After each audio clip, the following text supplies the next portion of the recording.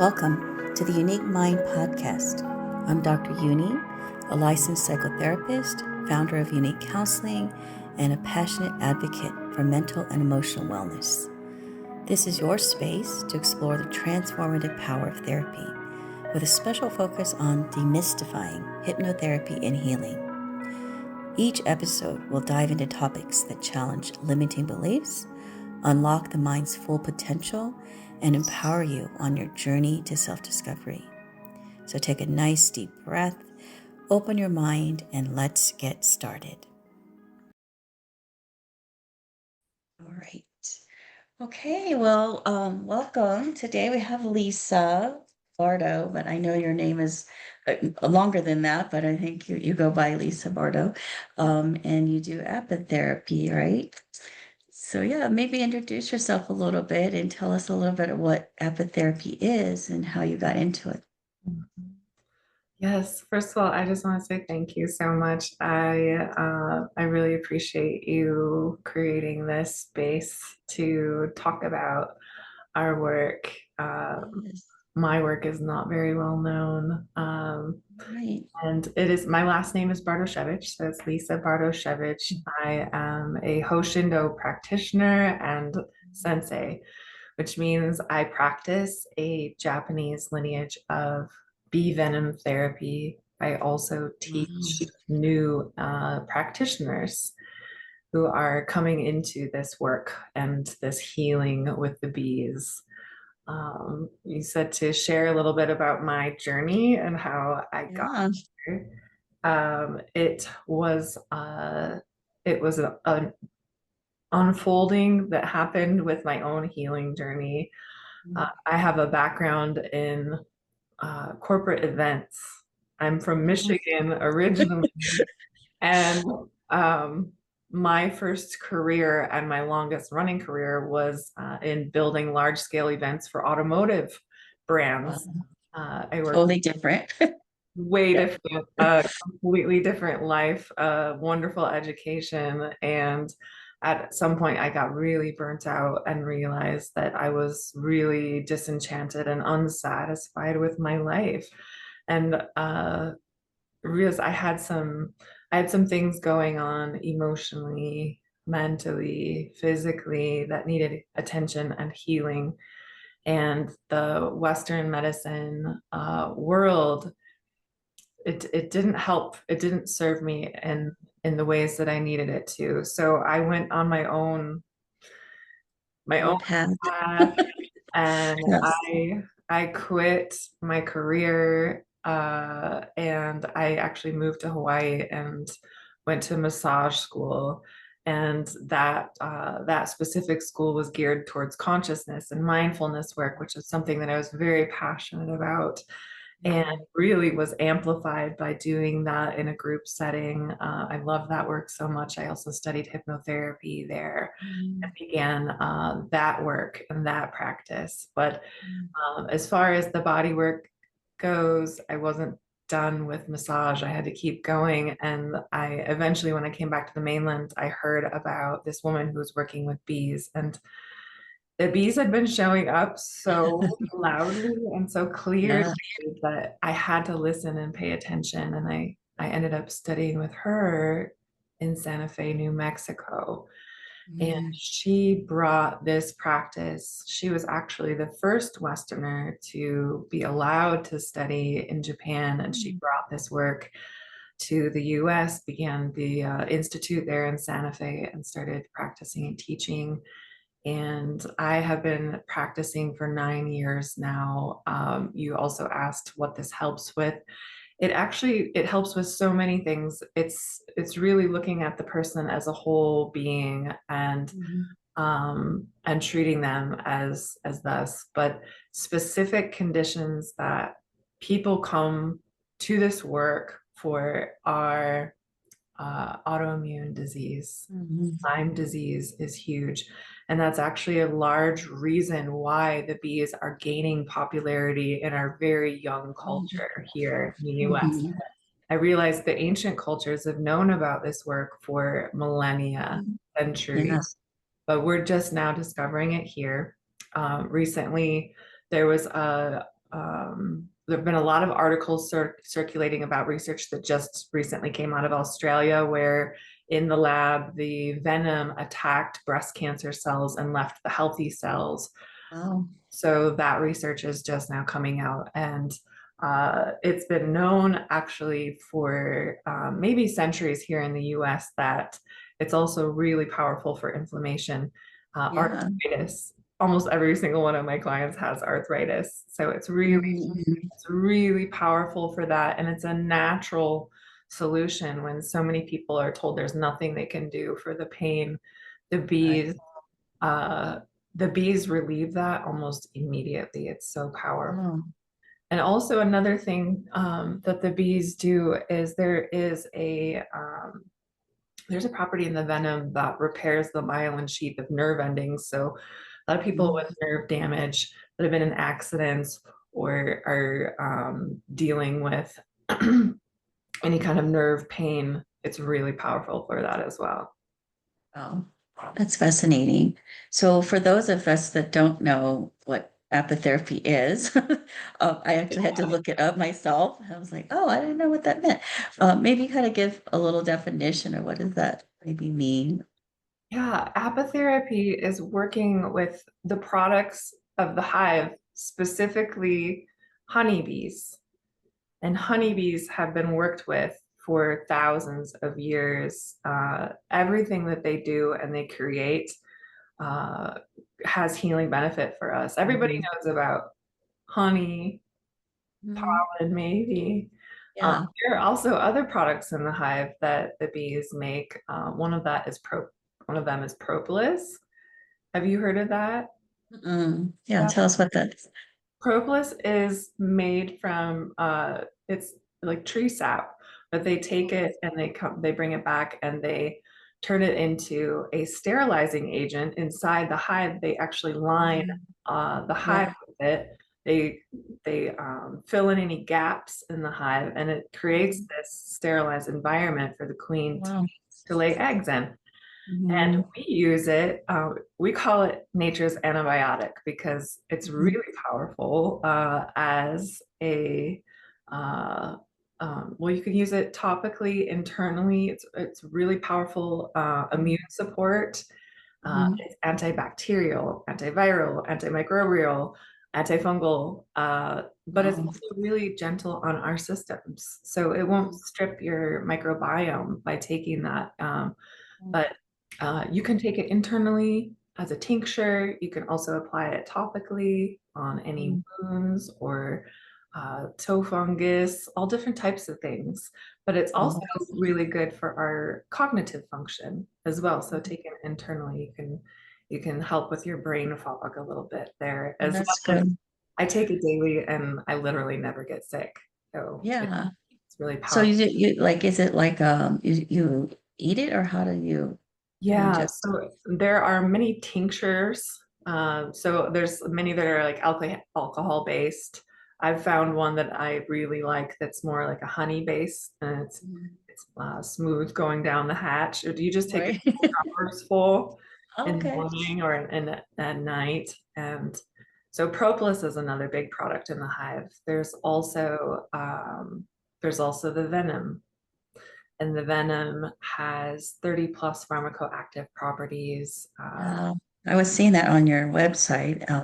It's so fascinating how all that was natural, but we don't really even know about it here in the Western culture because we're so much into pharmaceutical medication, which really doesn't work, right? We kind of know that. But yeah, Yeah. that's fascinating. And you offer these products as well, or you make them, or how do you Um, distribute I, them? I have not had time to make them yet. I have been collecting propolis from my hives, and I Mhm. very soon hope to begin making my own tincture.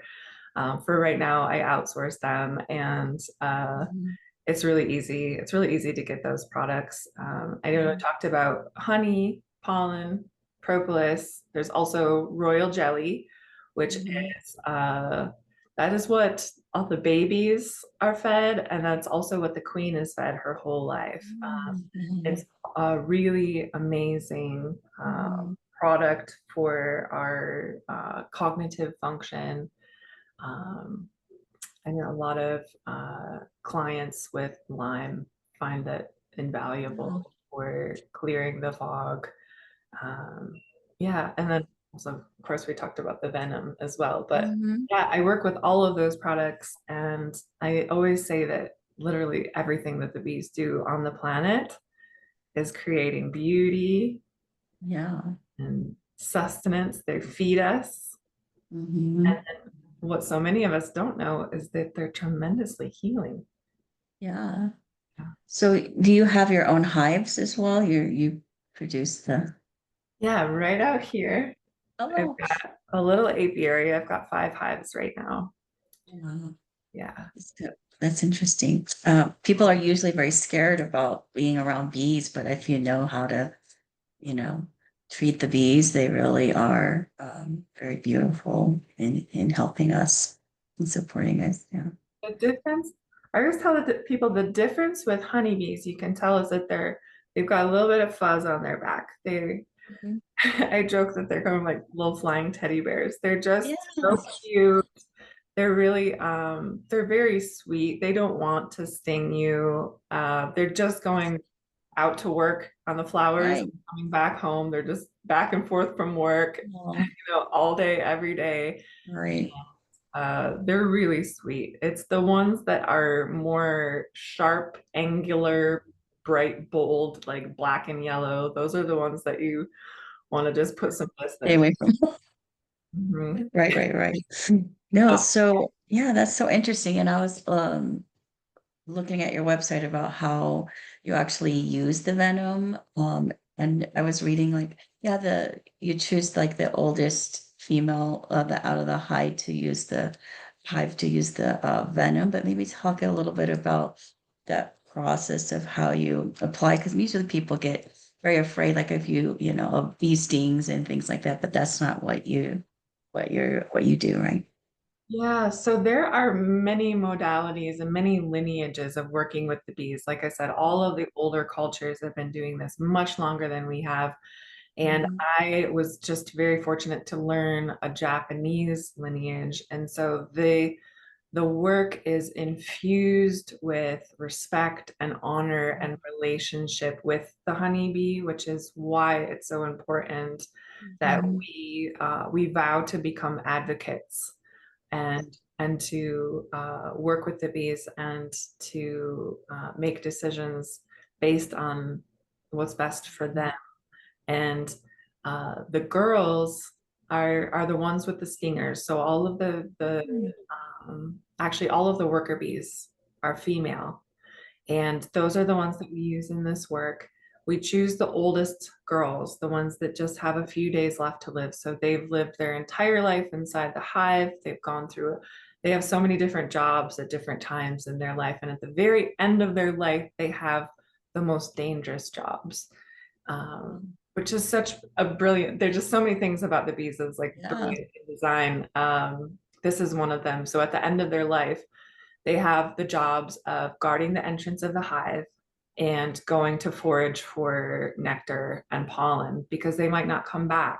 Mm. And if they're guarding the entrance, they might have to lay down their life to keep out a predator. So Yeah. those are the jobs that they have at the end of their life.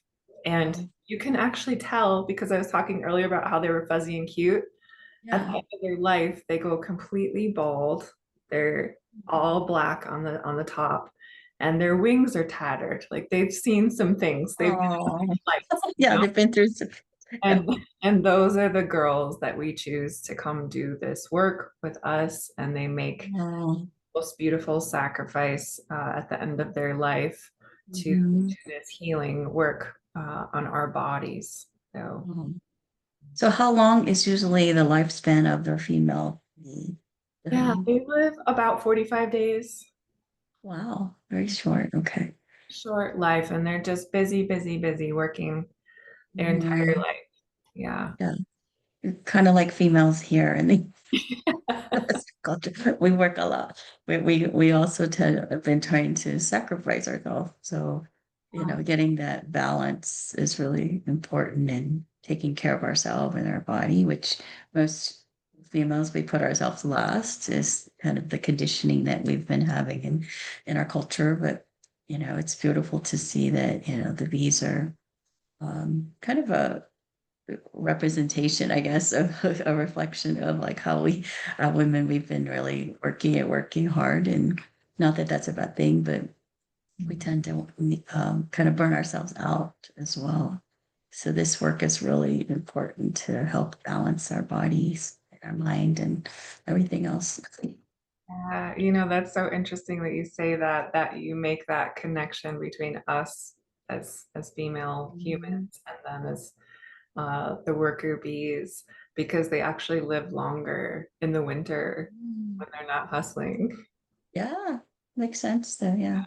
You have So to a recovery time too, I guess, right? yeah, exactly.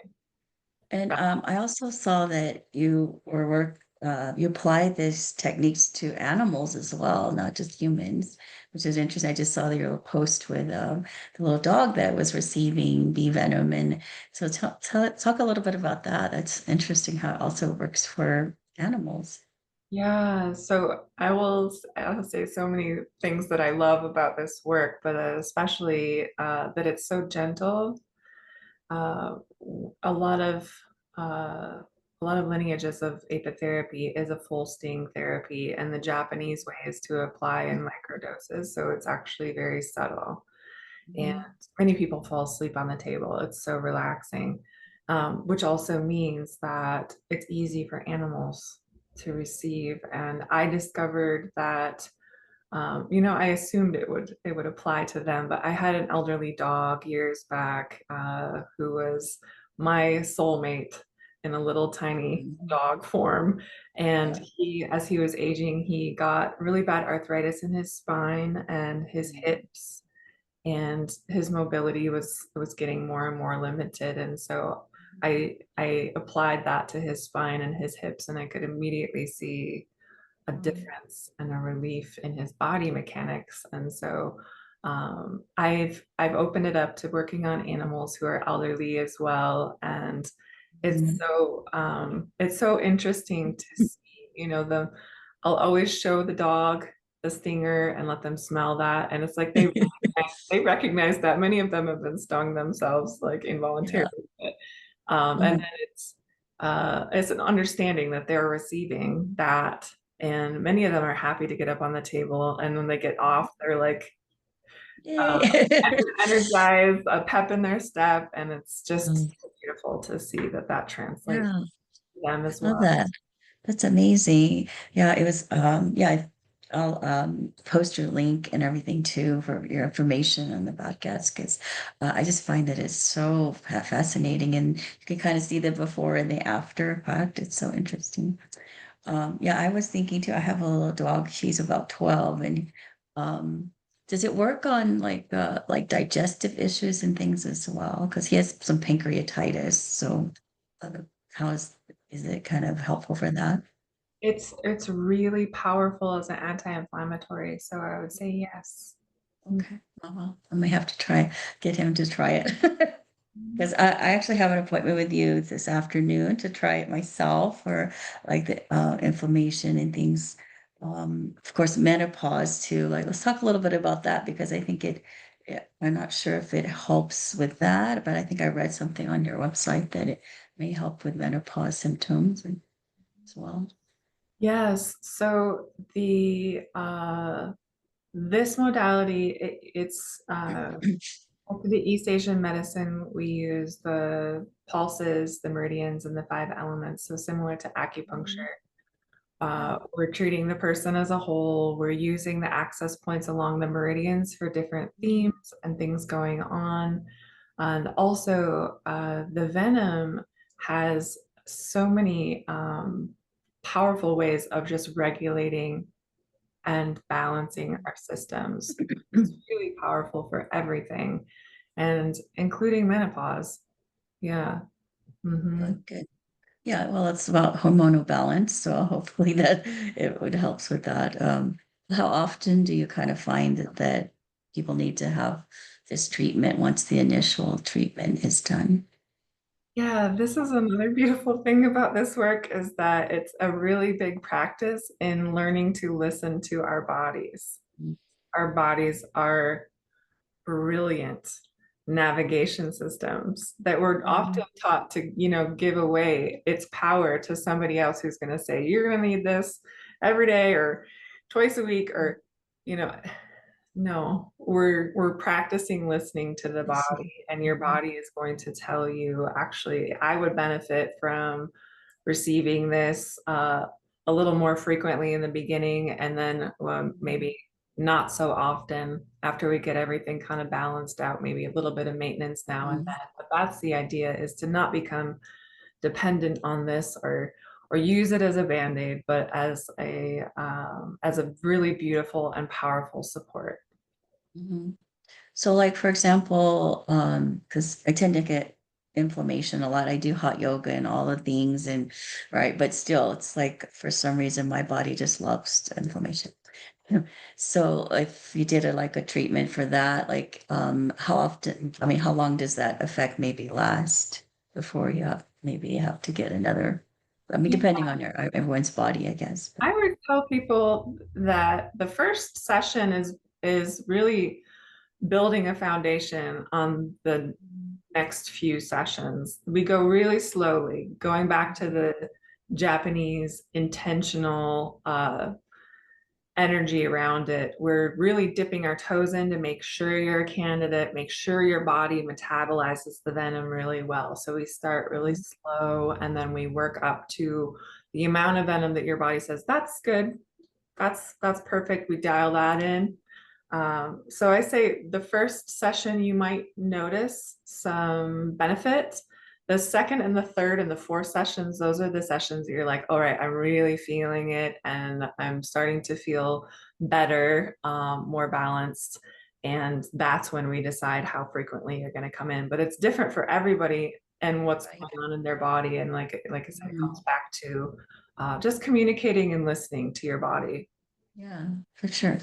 It's almost like it sounds like, it's an art to it as well. It's like you're kind of having the very nuanced kind of experience for everyone. But yeah, it sounds like an art to it for sure. I Yeah. didn't realize that because I've been practicing so long, Mhm. and I'm teaching a new practitioner right now. She'll be graduating this fall, and she just finished her month-long practicum in July.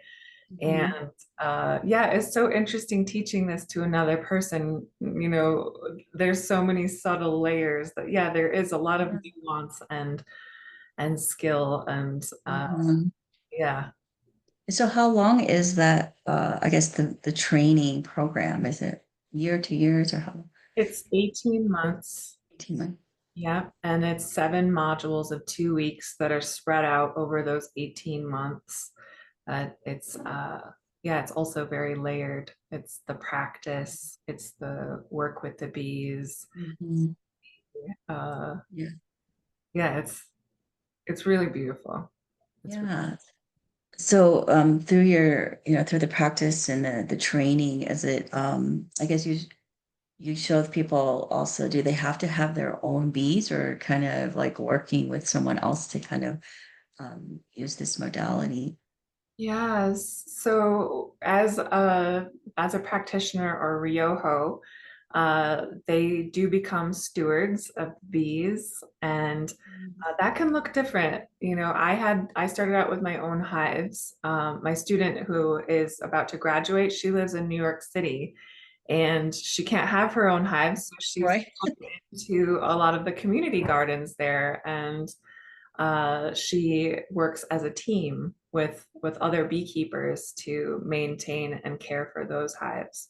But the stewardship of the bees is a major part of the relationship with them that is a part of this work. So Yeah, that's so interesting. Yeah, because yeah, some people don't have the property or the land to have the beehives, so that makes it a little bit more difficult. But yeah, it's fascinating. I would love to get training as well if I had the space, but we'll talk about it. Yeah. Yeah. So anything else perhaps that you want to share with the I want to ask too. you said you also are trained in hypnotherapy. That's predominantly what I do. Maybe let's talk a little bit about like what type of hypnotherapy, where was your training? Because Yeah. mine's through the Alchemical Institute of Hypnosis in California. But yeah, but I know there's very different, modalities and schools of hypnotherapy. But yeah, so maybe talk a little bit about how you offer that. Yeah, so that goes back to when I mentioned going to my massage training in Kauai. Mhm.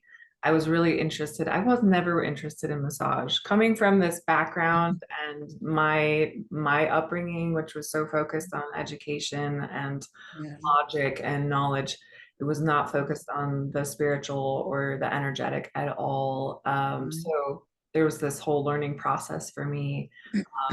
And I actually ended up loving massage, but I went there initially for the consciousness work, and that was really huge. My teacher had a very colorful and diverse background of all of these modalities that tied in, and hypnotherapy was one of them. And we would have days designated in our training where it was simply consciousness work, and we would do hypnotherapy designed to look at your belief systems and how that structures your life, these underlying programs that are running that something most of the time you're not even aware of. When Exactly. I was pulling mine out, I was like, this is wild. I had no idea that I had this programming inside of me. And I, Yeah, you know, we all do. and Mhm. just by having that awareness, that gave the option, the choice to choose Mhm. something differently going forward. And I was like, nobody has ever told me this was an option. And I thought that Yeah. was such a gift. I have to study this and offer it to other people. So I Mhm. started there. And then I've trained with different schools since then. I've been practicing for 11 years now, but several years ago, I studied with a woman out of the UK who focuses specifically on trauma, PTSD, and CPTSD. And that is what the majority of my work has turned into. And Mhm. it's very similar to IFS or parts work. So Yeah. that's where I've evolved and come to in that work is that we all have parts, and you talk about those underlying programs, those Mhm. parts, that is what they are. And it's like Yeah. meeting them, building a relationship with them, nurturing them, Mhm. loving them into a place where they can let go of the patterns of the phobias Mhm. and the addictions that they're holding on to protect. Yeah, They don't for realize they sure. don't have to do that anymore. So that's where that work has come to. And I always say that, I work with the bees and I also work with the subconscious mind. And all of my clients are in physical or emotional pain, and they've Mhm. tried everything else. And these Yeah. are really powerful tools to help with pain. Yeah, yeah, no, for sure. Yeah, we all emotional pain, physical. We all know that there's a definitely emotional and a mental component to physical pain. Probably 99% of it is Yeah. totally, which causes disease, right? Yeah, so that's similar to the hypnotherapy that I do, which we call it in alchemy, we call it the conference room. So rather than IFS, so it's like we're meeting all the internal parts and working together to help to integrate, and to really help you to acknowledge all the parts and work in alignment and agreement. So it's really a beautiful process when that happens, right? But yeah, predominantly a lot of my work is also trauma based, and we call it childhood rescue, inner child work. And so unfortunately, many of us have had trauma of as a child, whether it's bullying or name calling or just caretaker abuse. But I find this work is really needed, and it's so fascinating and so hopeful for all of us that are doing this spiritual work. I feel like, and so I had the privilege of meeting you at one of our networking with Women's Network of Coffee Networking. And that's where I met you. And in fact, it's like, oh, that's so fascinating. I need to speak with you. And then you DM me, and I'm like, oh, this is meant to be for us to connect. I Yeah. love that. Yeah. Mm-hmm.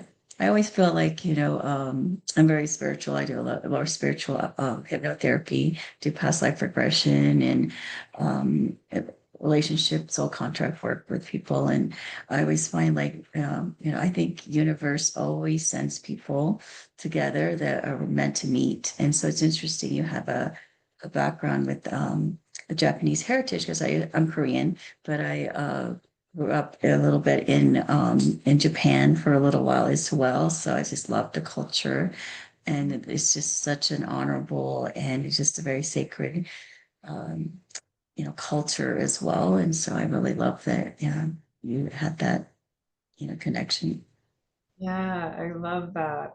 I love Mhm. that so much. I can't wait to learn more about that. And I also just like makes me so happy and excited to hear about your hypnotherapy work and how that really like aligns with um, Mhm. where I've come to in my practice. I always tell people like having that space to invite all of the Mhm. parts, that's what creates the greatest transformations. And I've been doing it. Yes. So I've seen it and I Yeah. love So you're doing very similar work. well, I find that there's a big link. A lot of my clients come in with a lot of chronic pain and autoimmune diseases. So I love the fact that you also create almost like a anesthesia kind of effect where, or like we're creating, healing of the body, somatically, but also like the spiritual and emotional components as well. So it's fascinating how I think a lot of people are looking for some natural pain relief rather than the pharmaceuticals or even now psychedelics are very popular, but even psychedelics, I think people can do these journeys and I've done them as well and it can do them over and over. It reminds me a lot of hypnotherapy, these psychedelic journeys. But a lot of people will just do the psychedelic journeys, but they're not really getting deep healing. So maybe what have you noticed about like with that when you do work with clients that have the chronic pain and trauma and very complex, layers of issues? Like, yeah, what's maybe most helpful that you've seen or what you see most that come to you? Yeah, so those two practices, hypnotherapy and apitherapy, have found that they complement each other so Mhm. well. It's really interesting too because we're working with the live medicine of the bees. You can actually feel that translate inside your body. It's the very Yeah. unique sensation that I've never experienced with anything else, Mhm. where you can feel connections being made. And this is related to this, and oh, this is tied to this. And like, um, it was actually told to me that that's how the lines of the meridians were first discovered, was that the venom made those internal connections.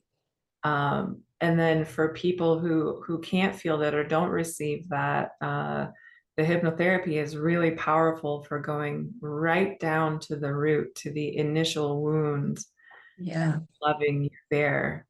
When, at the conscious state of mind, we just don't have access to that. exactly. So kind of what I kind of envisioned when you said that was like it kind of does help to kind of open these pathways that maybe have been really blocked for so long, right? It's like in your the neural pathways of our body, right? And a lot of times when we do have trauma, that energy does get stuck someplace in our energy field or in our body. And so it sounds like the venom maybe just helps to kind of open that up, just like maybe the psychedelics do in a different way. Yeah, Absolutely. Spot yeah, on. that's powerful. Yeah, and that it's interesting. Yeah, that's what we're finding with all the neuroscience and things that it's like how these natural elements and nature just really is. We've lost that kind of connection in the Western culture, but going back to those roots of what does work um, is fascinating. I love it. Yeah. And Mhm. it without the side effects, which is really what we're really looking for, right? Yeah. Exactly. And we are nature. So to separate us from it creates all this disease and disease. Mhm. And one of the beautiful things I love about I don't know how many times you're going to count how many times I've said that in this conversation. Another thing I love No, yeah. about this work is that it really endears people to the bees. Like I said, so many people are coming for things that they've been told there is nothing that can be Yeah. done. And then they're receiving relief from these Mhm. tiny little Yeah, insects. healing. Yes. They're like, oh my gosh, I'm so Mhm. grateful to the bees. What can I do for them? And that brings them back to nature. And they're like planting Yes. for them now. And they're building bee hotels. And some of them are becoming beekeepers. Wow. It's really beautiful, the Yes. connection that makes.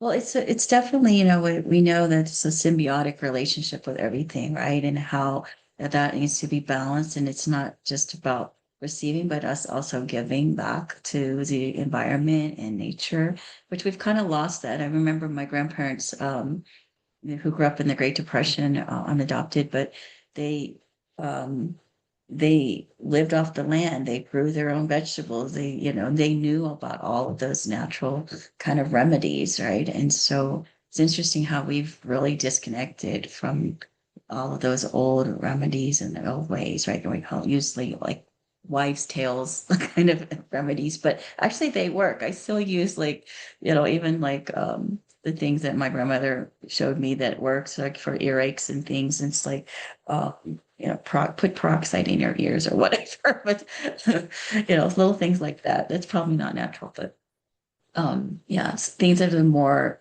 healthy and natural for us. But those particular remedies actually do work. Yeah. So it's interesting. Well, anything else, Lisa, that you would love to share with us that maybe it's important, or maybe even tell us like how can maybe contact you if they want to work with you. Yes. So, like you said before, there's a fear. There's a really big fear, even though I can tell you honeybees are not aggressive, they're very sweet. You hear them and you're like, your whole nervous system goes. So I've I've spent a lot of time and energy this year specifically working on creating content that educates people and really shows examples of clients getting on the table, relaxing when they come out. They're just like, oh, Yeah. So going to my social media, and I'm on Instagram and Facebook as Lisa Bardoszevich, and you look at the videos, see if that's something that intrigues you, if you're curious about, if it resonates with you. If it does, I'd say try a session or share it with somebody that you know might find some relief from the bees naturally. And then, yeah, you can always reach out on social media. Also, I'll share a link with you for booking a consultation. And as far as if you're really feeling pulled and you've got this connection to the bees and you really are thinking about wanting to work with them in this way, enrollment for my next practitioner training opens at the beginning of September. So it's really exciting to see who comes in, who the bees have brought to do this work. It's Yeah. It's exciting. always interesting because I remember I'm always drawn to bees, for bumblebees. Well, bumblebees probably not honeybees, but you always see the little bumblebees, the ones that are yellow and black. But I actually went to this little shop in California, and this little honey little jar and the honey little bees kind of called to me, and so I think I still have those, but it's like there's something about just the bees that kind of are connecting to me. So yeah, I was like, when I found you, I was like, oh, I need to speak to you and I need to like really make an appointment. But yeah, and even if you want to, uh, you know, record our session where you're working on me, I would love that because it's just to kind of share with everyone like, oh, how the process is, because it does sound very gentle, but most of us are really afraid of bees. So yeah. Thank you for that. That is so helpful. I don't know how many people I've talked to this year saying, I've been thinking about this and I've been in pain for years and I don't want to get on the table because I was afraid, but I saw your video and how gentle it was and how they felt so much better. And I was like, yeah, it really is helpful to show people. So thank you. Yes, and I'll put the link, all your links in the podcast too, so they can reach you. And then I look forward to having a session with you this afternoon. I'm so excited. I'm so excited to share this work with you, especially that you already have your own connection with the bees. So I'll be so interested and curious to see Yes, what you think. yes, you too. Beautiful.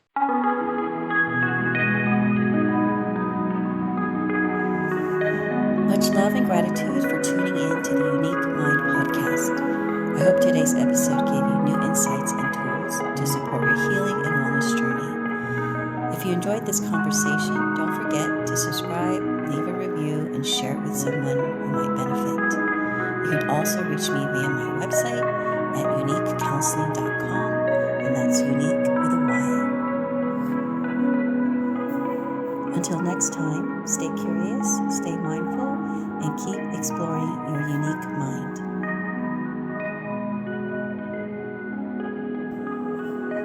This podcast is for educational and informational purposes only.